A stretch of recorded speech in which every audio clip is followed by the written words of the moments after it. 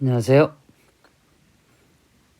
지난주에 학교에서 담화와 맥락을 2시간에 걸쳐서 공부를 했습니다. 이 담화하고 맥락이라는 말이 교과서에 나오는 의미만 가지고 우리가 이 용어 전체를 정확하게 이해했다고 보기 어려울 정도로 이 용어는 우리 일상생활에서 매우 다양한 상황에서 고르게 많이 쓰이고 있는 말입니다.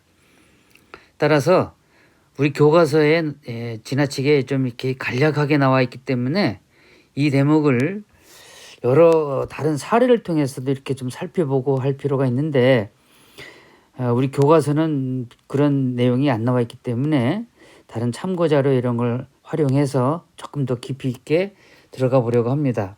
지난번에 배운 교과서 116, 7, 8쪽에 나와 있는 담화와 맥락 여기에 사용된 용어를 짧게 한번 훑어보고 뒤에 학습활동과 이외 다른 참고 자료를 같이 보도록 하겠습니다. 자, 그럼 먼저 교과서 116쪽 담화 맥락에서 사용한 용어들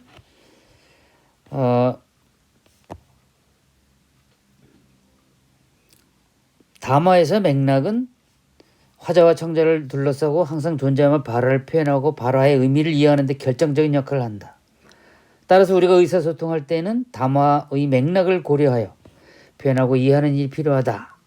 그러면서 맥락은 언어적 맥락과 비언어적 맥락으로 나눈다 해서 이렇게 교과서에 쭉 설명이 되어 있습니다.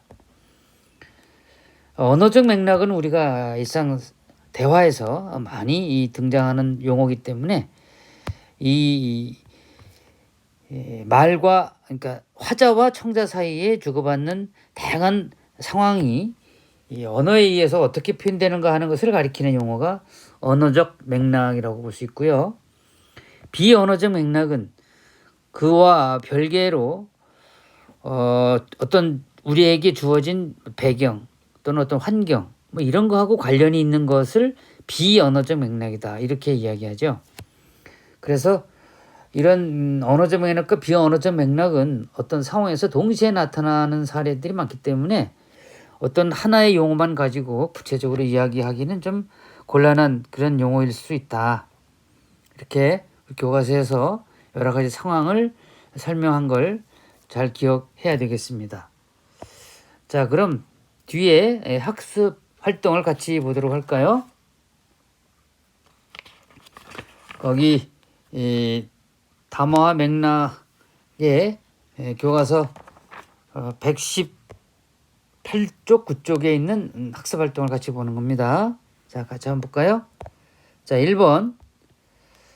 다음 대화를 보고 담화의 언어적 맥락에 대해 탐구해보자. 자, 지우와 주원이라는 두 친구 사이에 주고받는 대화. 우리가 흔히 많이 쓰는 말들이죠. 재호는 어디 갔어? 편의점. 현우는? 현우도 이런 말 우리가 늘 씁니다. 그러면 이 담화에서 두 사람이 주고받는 이 발화가 갖는 특징이 뭐냐? 딱 보면 금방 알 수 있는 특징이죠. 문장 성분에 생략이 많죠. 문장 성분에 생략. 이건 우리 한국어가 가진 구어적 담화의 가장 일반적인 특징입니다. 주어나 목적어, 서술어까지도 생략되는 사례들이 우리 주변 대화에서 흔히 일어나는 현상입니다. 자, 2번은 지우와 주원이 발화해서 생략된 문장 성분을 채워 완전한 문장으로 고쳐보자. 자, 이게 사실은 완전한 문장이라는 말이 문어적 담화의 성격에서 적용되는 말이긴 하죠. 자, 문제 있으니까 한번 같이 해봅시다. 재호는 어디 갔어? 그러면 재호는 이 말을 그냥 쓰면 되죠. 재호는 어디에? 편의점에 갔어. 이렇게 말하면 되겠죠. 현우는 어디 갔어? 이렇게 되겠죠? 현우는 어디 갔어? 어디 갔어? 이렇게 되겠고요. 현우도 어디에? 편의점에 갔어. 이렇게 쓰면 됩니다. 그런데 이런 표현은 완전한 문장이라고 고쳐 보자고 해서 쓰긴 했지만 사실 현실 언어, 실현된 언어에서는 이렇게 쓰지 않죠. 위에 나오는 1번처럼 이와 같은 형태로 의사소통을 주고받습니다. 자, 3번에 보면 두 사람 사이에 의사소통이 잘 이루어졌나? 뭐 아무 문제가 없지 않습니까? 왜 이런 의사소통이 잘 이루어졌다고 보느냐? 여기에는 두 사람 사이에 공통적인 인식의 폭이 이미 갖춰져 있기 때문이다. 이런 말을 이제 다른 말로 두 사람 사이에 의문점이 없어졌다. 왜? 두 사람 사이에 호칭이나 장소 이런 것들은 이미 다 알고 있다고 전제한 대화라고 우리가 짐작할 수 있기 때문이죠. 자, 깊이 생각할 내용은 아닌 것 같아서 이 정도 하고요. 그 다음 이어서 다음 만화를 보고 맥락에 대해 탐구해보자. 자, 여기 만화가 재밌는 두 컷이 있는데요. 한국 대학교에 가려면 어떻게 해야 하나요? 공부를 열심히 하면 갈 수 있어요. 나를 보면 한국 대학교에 가려면 어떻게 하나요? 했더니 뭐 어디 건너서 이렇게 가면 보여요. 이렇게 말했습니다. 자, 여기서 가려면이라는 말과 어떻게 해야 하는 말이 가진 의미를 가와 나는 서로 그 청자가 듣는 사람이 서로 다르게 들었다는 사항을 우리가 여기서 확인할 수 있습니다. 즉, 가는 한국 대학교에 가기 위해서 어떤 준비를 해야 하느냐 이렇게 물은 거죠. 근데 나는 한국 대학교에 가려면이라는 말은 뭘까요? 방문. 다시 말해서 뭐 길찾기죠, 이거. 이 학교에 가기 위한 길, 방문하기 위한 수단이 뭐냐? 어떻게 해야 되느냐? 이런 걸 구체적으로 물은 거니까 전혀 상황이 다르죠. 상황이 다름. 즉, 가의 경우는 진학과 관련된 것. 그죠? 나는 학교를 방문하는 이런 상황이 서로 다르기 때문에 이렇게 청자가 들은 사람이 다르게 표현을 하고 있습니다. 이건 우리가 일상 담화에서 흔히 경험하기 때문에 상식적으로 쉽게 알 수 있는 거죠. 자, 3번을 보면 자, 가나의 담화에서 의사소통이 제대로 이루어지지 않은 까닭이 뭐냐? 제시카. 아마 우리나라에 와 있는 어떤 외국인 여성 같죠? 오늘 오후에 어디서 만나? 은솔이가 우리 학교 앞에서 만나자 이랬어요. 그랬더니 제시카가 우리 학교? 너랑 나는 다른 학교 다니잖아 이랬습니다.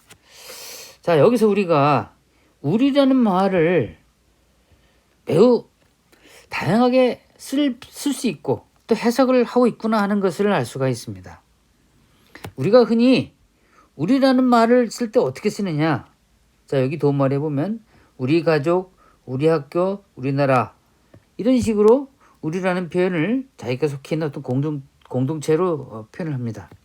따라서 은솔이가 말하는 우리 학교라는 말은 자기 학교를 일컫는 말이지 제시카와 같이 포함된 개념의 통합된 개념의 우리 학교라는 말이 아니죠. 그냥 영어로 말하면 my school, 내 학교라고 하지만 이 말을 우리는 한국어로는 우리 학교라고 말한다 하는 그런 언어 상황을 담화 상황을 이 제시카라는 외국인 여학생은 아마 제대로 이해하지 못한 것 같습니다. 그래서 너랑 나랑 다른 학교 다니잖아 이렇게 표현을 한 것이다 이렇게 이해할 수 있고요. 나는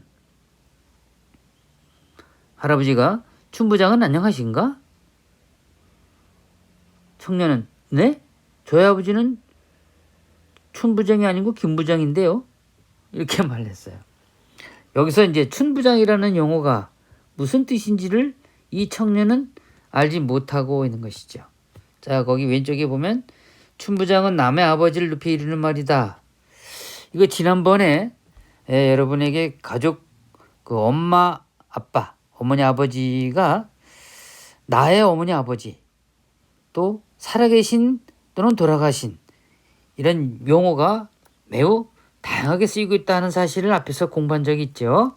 앞에 그 메모장을 보면 다양한 용어들이 적혀 있는 것을 지난번 설명할 때 확인할 수 있었고 이번 시간에 다시 반복하진 않겠습니다. 요즘엔 이런 표현들 잘 안 쓰죠. 자네 아버님은 안녕하신가? 이렇게 말하지 꼭 이렇게 어려운 한자어를 쓰지는 않습니다. 근데 이제 우리가 이런 걸 굳이 책에서 이렇게 배우는 이유는 어떤 특수한 상황에서 이런 말이 나왔을 때 그 말을 이해할 수 있나 없나 그런 차원에서 공부한 것이지 이런 어려운 한자 말을 일상생활에서 사용하자 이런 뜻으로 말하는 것은 아니죠. 자, 여러분들 그렇게 이해를 하면 될 것 같고요. 다음 120쪽에 있는 광고를 보고 질문에 답해보자. 자, 여기 밑에 보면 다양한 가족 그런 사연 없어요 라는 광고진흥공사에서 표현한 공익광고를 몇 개 화면으로 보여줬습니다. 한부모 가족, 우리가 흔히 이제 어머니나 또는 아버지 한 분만 계신 가족을 한부모 가족이라고 하죠. 우리 보통 이제 평범한 보통 사람들은 한부모 가족의 구성원인 사람들을 뭐 좀 슬플 거라고 생각을 하는 경우가 있는데 그렇게 생각할 필요 없다. 무슨 어떤 사연이 있다 이렇게 그냥 객관적으로 인식을 해야지 편견을 가지면 안 되겠다. 그 밑에 다문화 가족도 마찬가지죠. 서로 의사소통이 잘 이루어지지 않아서 불편할 거 아니로 생각할 수 있지만 그런 필요는 없다. 그런 사연이 없다. 이러면서 이 다문화 가족에 대한 폭넓은 이해가 필요하다는 그런 의미의 공익광고입니다. 조선 가족, 중간에 엄마 아버지가 안 계신 학생이 할아버지 할머니와 함께 사는 가족을 조선 가족이라고 하는데 이 경우 뭐 힘들 거라는 생각 이런 편견을 가질 필요 없다. 그런 사연이 필요 없다. 이렇게 해서 경우에 따라서 오히려 더 행복하게 잘 살 수도 있다. 이런 뜻으로 조선 가족을 어떤 편견을 가지고 보지 말아달라. 이런 의미의 광고입니다. 그래서 사랑하고 존중하는 우리는 오늘도 행복해요. 이렇게 이제 우리가 시청자들 대상으로 누굴 대상으로 이 공익광고를 보는 시청자를 대상으로 어떤 목적으로 하고 있어요? 이런 위에 나오는 한부모 가족, 다문화 가족, 조선 가족 이런 다양한 형태의 가족에 대한 고정관념이나 편견을 버리자. 그리고 어떤 가족이든 그 가족이 살아가는 모습을 존중해 주자. 그런 의미로 이런 광고를 만든 것으로 보입니다. 자, 그러면 사회 문화적 맥락이 뭐냐? 현재 우리 사회에는 다양성을 참 존중하지 않는 그런 어떤 그 사회적 풍토가 아직도 많이 남아 있습니다. 우리나라의 경우는 전 인구의 5%가 이미 초과된 다문화 국가라고 이야기할 수 있을 만큼 100만 명 이상의 외국인들이 우리나라에 와서 살고 있어요. 따라서 우리나라는 이런 사회 문화적 맥락으로 살펴볼 때 다양성이 존중되어야 하는 그런 사회다. 근데 아직은 그게 제대로 인정하지 않는 분위기들이 있기 때문에 그런 다양성을 존중하자 하는 의미로 이런 공익광고를 만든 것으로 보입니다. 자, 그 정도 하고요. 다음 이제 마무리 정리하는 단어로 넘어가서 자, 이건 괄호놓기니까 간단하게 살피고 넘어가겠습니다. 화제, 생각, 느낌 등의 의사소통 상황에서 실제 무슨 표현? 언어 표현으로 나타난 것이다. 둘 이상의 발화가 연속해서 이루어진 말의 단위를 담화라고 한다 이랬죠. 그 다음 담화의 구성 요소 4가지. 발화를 생산하고 전달하는 역할을 한다. 하자가 반대로 청자는 발화를 듣는 쪽에서 이해하는 역할을 하죠. 그 다음 맥락, 의사소통이 이루어지는 배경이나 환경을 맥락이라고 한다. 이렇게 우리가 이야기할 수 있겠고요. 그 다음 담화의 맥락, 언어적 맥락과 비언어적 맥락이 있다. 비언어적 맥락의 사회문화적 맥락은 이런 역사적, 사회적 상황, 공동체 이념이나 가치 등을 포함한 것이다. 이렇게 이야기할 수 있겠습니다. 자, 이상으로 담화에 대한 공부를 모두 마쳤는데요. 공부한 내용이 약간 좀 부족한 부분이 있는 것 같아서 실전 문제, 이 문제를 이제 한번 쭉 복습한 의미로 문제풀이를 한번 해볼까 하고 준비를 좀 했습니다. 시간이 많지 않은 관계로 우선 한쪽의 시험 문제만 먼저 살펴보도록 하겠습니다.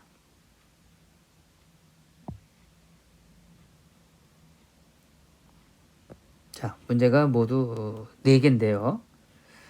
4문제를 같이 한번 풀어보도록 하겠습니다. 자, 먼저 1번을 같이 볼까요? 보기를 참고할 때 혼문장에 해당되는 것은 문장은 주어와 서술을 기본 골결하는데 주어와 서술의 관계가 몇 번 나타나느냐에 따라 한 번 나타나면 혼문장, 2번 이상 나타나면 견문장이라고 한다. 이렇게 서로 이해를 했습니다. 그럼 다음 중에서 혼문장이 뭐냐? 영어는 키가 매우 크다. 키가가 주어로 서술어가 크다로 되어 있는 이걸 서술절이라고 하죠. 서술절을 안고 있는 아는 문장이죠. 2번, 그이는 집에서 늘 양말을 신고 있다. 여기는 주어가 그이는 신고 있다가 서술어, 양말이 목적어, 집에서나 늘은 부사어니까 이게 혼문장이다 하는 걸 금방 알 수 있겠죠. 정답은 2번이 되겠네요. 3번을 볼까요? 나는 주어, 알았다 서술어, 수정이가 최선을 다했음. 이 음이나 미음이나 기로 끝나는 것을 명사절이라고 했죠. 명사절을 안고 있다 하는 걸 알 수 있습니다. 4번에 수인은 나에게 나는 내가 좋아. 이 인용보를 썼어요. 이런 걸 뭐라고? 인용절이라고 하죠. 인용절을 안고 있다. 5번은 형기는 주어, 말했다가 서술어예요. 큰 소리로 말했다. 이게 부사어죠. 그러면 누구나 그의 목소리를 들을 수 있도록 누구나가 듣다.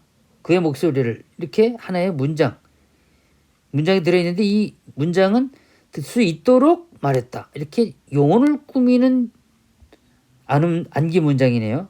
따라서 서술어를 꾸미는 부사절을 안고 있는 문장이다 하는 걸 알 수 있죠. 자, 이게 답이 2번이라는 걸 확인할 수 있고요. 그 다음에 2번 문제 약간 꽤 좀 본문이 좀 길어서 답을 찾기 혹시 어려울지 모르겠는데 이런 문제일수록 사실은 정답 찾기가 어렵진 않습니다. 자, 혼문장과 견문장, 아는 문장, 이어진 문장 이렇게 쭉 설명이 되어 있고요. 보기 2를 보겠습니다. 자, A. 나는 첫차를 탔다. 나는 새벽에 일어났다. 2개의 문장이 있습니다. 근데 이렇게 2개의 문장을 나란히 그냥 써놓으면 이 전체 2개의 문장을 한꺼번에 동시에 이해하는 데는 좀 어려움이 있어요. 왜냐? 첫차를 타는 거하고 새벽에 일어나는 거하고 무슨 관계가 있길래 이렇게 따로따로 했나? 이렇게 생각해보면 이렇게 쓰는 문장은 제대로 된 담화로 볼 수 없어요. 왜 그러냐? 이 부분은 이어진 문장으로 표현할 때 올바른 담화로 구성되어 있다는 걸 이야기할 수 있기 때문입니다. 자, 그러면 나의 A-를 볼까요? 나는 첫 차를 타려고 새벽에 일어났다. B, 나는 4시 30분에 출발한 첫 차를 탔다. 자, 이 가의 A와 B를 이렇게 A-B, B-로 이어진 문장으로 표현을 해보니까 이 말이 제대로 된 의미를 담고 있군 하는 걸 알 수 있죠. 이게 담화의 구성의 기본 원칙이 바로 이러한 의미 전달입니다. 이렇게 의미를 제대로 전달하기 위해서 이어진 문장 아니면 또는 아는 문장 이런 형태로 문장을 구성합니다. 자, 그러면 이 2번 문제에 적절하지 않은 걸 찾아보자. 가는 주어 서술의 관계가 한 번씩만 나타나는 혼문장이 2개가 마침표에 의해서 이렇게 2개 쓰여 있어요. 그러니까 이거는 적절하다고 볼 수 있겠죠? 맞는 겁니다. 2.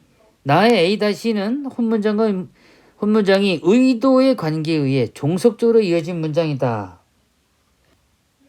뭐뭐 하기 위하여, 그죠? 뭐뭐 하려고 이렇게 종속적으로 이어져 있다. 맞는 문장이죠. 그 다음 B-는 부사 역할을 하는 혼문장을 하는 문장이군. 자, B-는 뭐예요? 4시 30분에 출발하는, 이게 첫 차를 꾸미는 그런 구조로 돼 있죠. 첫 차라는 명사를 꾸미니까 이건 문장 성문으로 보면 관형어라는 걸 알 수 있습니다. 따라서 부사의 역할이 아니죠. 따라서 답이 3번이라는 걸 알 수 있습니다. 다음 4번은 내용의 논리적 관계가 훨씬 명확하게 드러난다. 아까 이야기했듯이 담화를 구성하려면 이렇게 논리적 관계를 분명히 해야 한다. 마찬가지 5번에 집약적으로 표현했다. 의미 전달의 내용을 이러기 위해서 우리가 아는 문장이나 안긴 문장이 왜 필요한지 여기서 확인할 수 있습니다. 다음 3번을 보면 기역 니은의 문장 성분과 문장 구조에 대한 설명이 옳은 것은 친구들은이 주어고 원한다가 서술어죠. 그런데 내가 노래 부르기, 내가가 주어고 부르기가 서술어예요.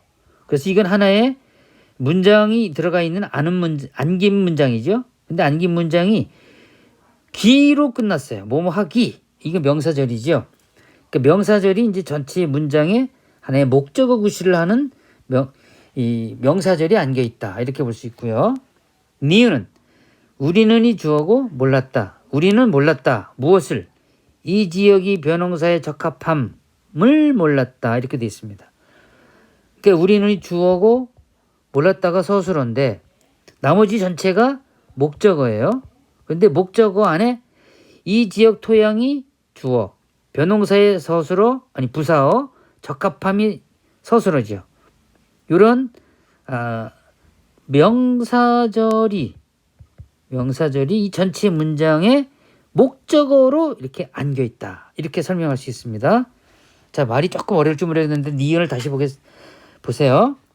전체 문장에서 우리는이 주어, 몰랐다가 서술어고 나머지는 목적어예요.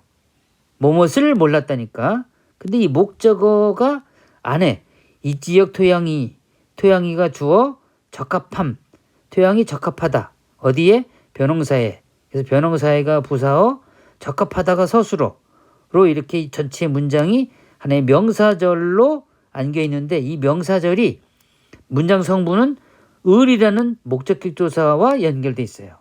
따라서 이거는 명사절이 안겨 있긴 한데 이 명사절이 전체가 목적어가 아니라 명사절이 목적격 조사 을과 결합되어 있는 형태로 안겨 있다. 이렇게 설명할 수 있겠습니다. 그래서 이 성명이 옳은 것을 찾아보면 기억엔 부사어가 있는 게 아니죠. 명사 전체가 명사로 이어진 목적어죠. 목적어 부사가 아니라.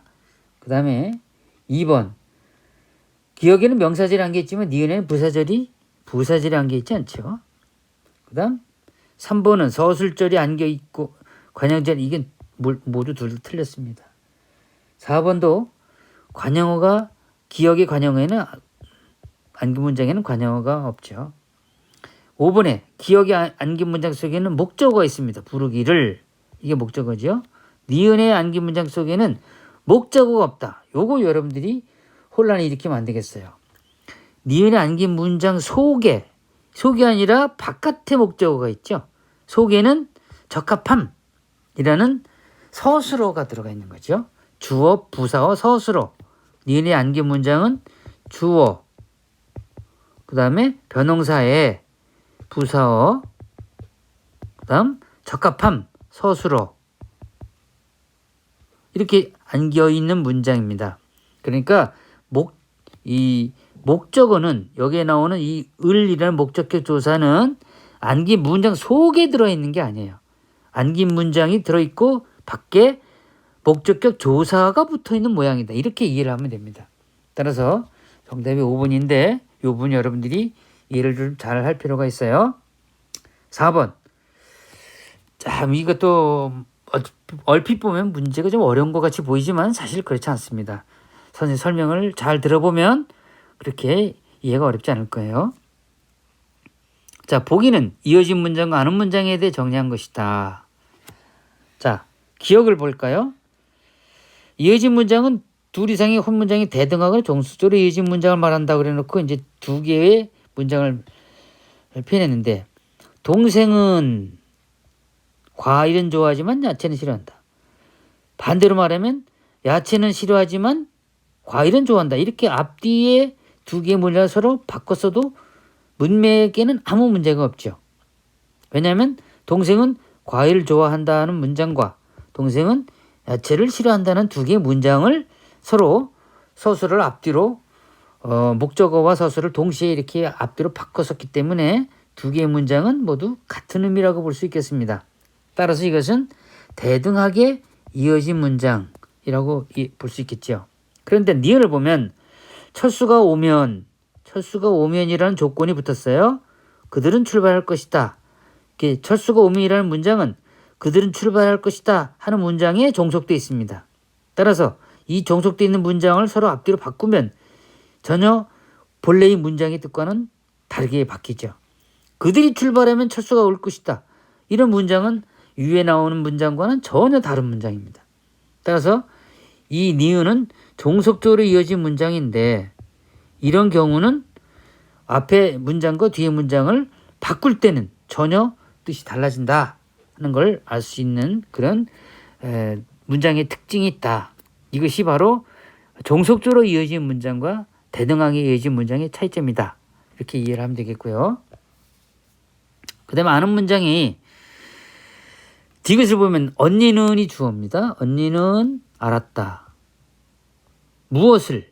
이제 전체가 하나의 목적어예요. 목적어인데 그 아이가 학생임. 이게 명사절이죠. 그 아이가 주어고 학생이 서술어인데 임이라고 끝났으니까 이게 명사절을 안고 있는 문장입니다. 리을은 책을 목적어 읽던이 서술이에요. 그러면 책을 읽던 누가 책을 읽었냐? 영수가 읽었죠. 따라서 이 앞에는 영수가 책을 읽던 영수가 수직에 다가왔다. 이렇게 문장이 안겨 있어야 될 문장인데 영수가라는 주어가 두 군데 동시에 나왔기 때문에 이것을 생략한 거죠.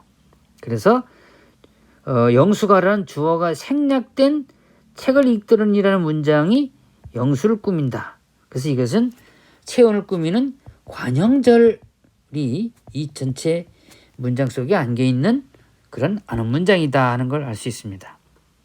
자, 그런 설명을 바탕으로 보기를 보면,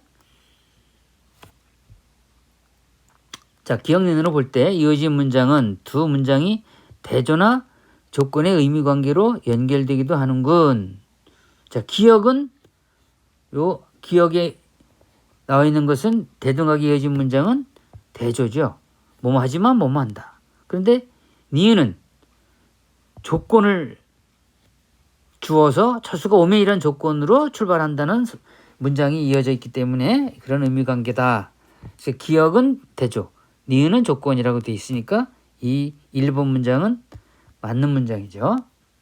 그 다음 기억론으로 볼 때 이어진 문장 앞뒤 문장의 순서가 바뀌어도 동일한 의미를 나타내지 않죠. 기억은 동일하지만 니은은 그렇지 않다 하는 걸 앞에서 설명했습니다. 따라서 적절하지 않은 것은이니까 이게 2번이 정답이 되겠네요. 그럼 3, 4, 5번은 왜 맞는 편일까요? 자, 기업과 리을을 볼 때 이어진 문장과 아는 문장 모두 중복된 내용으로 생략할 수 있군. 중복된 내용을 생략한다. 여기에는 주어가 동생은 과일을 좋아하고 또 동생은 야채를 싫어하고 여기 동생은이 두 개가 나오는데 하나를 뺀 그래서 생략한 문장이죠. 그 다음에 관계관형제 리을은 여기 이제 앞에 제가 방금 전에 관계관형제라는 용어를 썼는데 어떤 특정 문장 성문이 생략된 것을 관형절 중에 관계관형절이다 이렇게 설명을 하기도 합니다. 여러분들이 자세히 거기까지 깊이 알지 않아도 상관은 없을 것 같습니다. 그래서 모두 중복된 내용이 생략되어 있습니다. 4번에 뒷과 리을로 볼 때 안긴 문장은 아는 문장에서 명사처럼 쓰이기도 하고 명사를 꾸미는 등 다양한 구실을 한다. 명사를 꾸민다는 말은 관형어 구실을 한다 이런 의미죠. 이 말을 약간 돌려서 썼습니다. 명사를 꾸미는 게 체언이고 체언은 체언을 꾸미는 것이 관형어니까 관형어가 하나의 문장으로 쓰였다 그래서 이것을 관형절이라고 하죠. 그 다음 디귿과 리을을 볼 때 안긴 문장과 아는 문장의 주어는 같을 수도 있고 다를 수도 있다. 자, 디귿을 보면 전체 문장의 주어는 언니죠. 그런데 안긴 문장의 주어는 그 아이예요. 따라서 디귿은 문장의 주어가 다르지요. 근데 리을은 책을 읽던 사람도 영수고 수지에게 다가온 사람도 영수니까 같은 사람이죠. 따라서 5번도 맞는 문장이라고 볼 수 있겠습니다. 자, 이렇게 4개의 문제를 풀어봤는데요. 여러분들이 이렇게 조금 어려운 문제처럼 보이긴 하지만 조금 시간적 여유를 가지고 천천히 하나하나 살펴보면 이 문장의 아는 문장과 안긴 문장, 종속적으로 이어진 문장과 대등하게 이어진 문장의 차이점 이런 것들을 어느 정도 쉽게 파악을 할 수 있을 것이다 하는 생각을 합니다. 지금까지 4개의 문제를 풀었는데요. 다음 시간은 좀 더 많은 문제로 지금까지 우리가 공부한 전체 내용을 한번 총 복습하는 시간을 갖도록 하겠습니다. 자, 지금까지 수고 많이 했습니다.